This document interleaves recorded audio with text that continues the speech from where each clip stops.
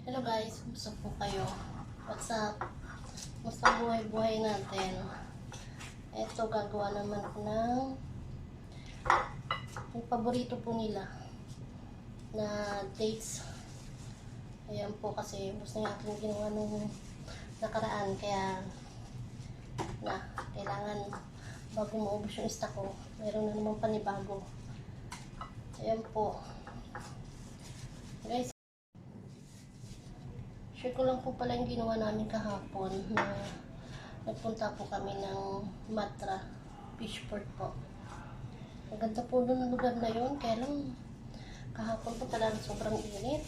Hindi po kami nakatagal na mamasyal, mag-ikot din sana sa may gilid ng dagat.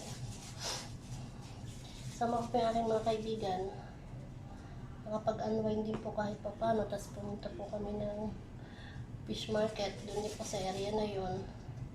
Masarap po sana mamili kung may sahod na. Pero wala pang sahod. Mura sana ng maisda at saka ang ganda. Hindi po kasi kami nakakapag-sahod dito. Nakakapag-fishing. Dahil po high tide po. Hindi naman po kami pwedeng manghuli. Pag sa madaling araw. Usually po nagpupunta kami ng dagat. Madaling araw na po yun. Inaabangan po namin yung low tide.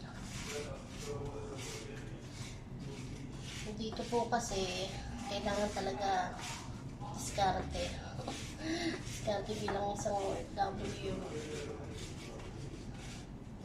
Ang ganda po sana ng mga estado sa Matra. Kung pasyal po kayo, may mga kaibigan ko dito sa Oman, pasyal po kayo minsan sa Matra. Ang ganda po ng mga isdang sa sariwa po. At saka, ano po yung fish market ngayon. Napakalinis. Wala kang makitang dumi. Talagang malinis po yung fish market. Kasi sarap po nga mamili kung may pera nga lang. Ayan, konti na lang yung akong ginagawa. Paubos na. Salamat guys sa panonood. Mag-ingat po kayo palagi. God bless po. Pa-subscribe po ako guys. Please. Thank you po.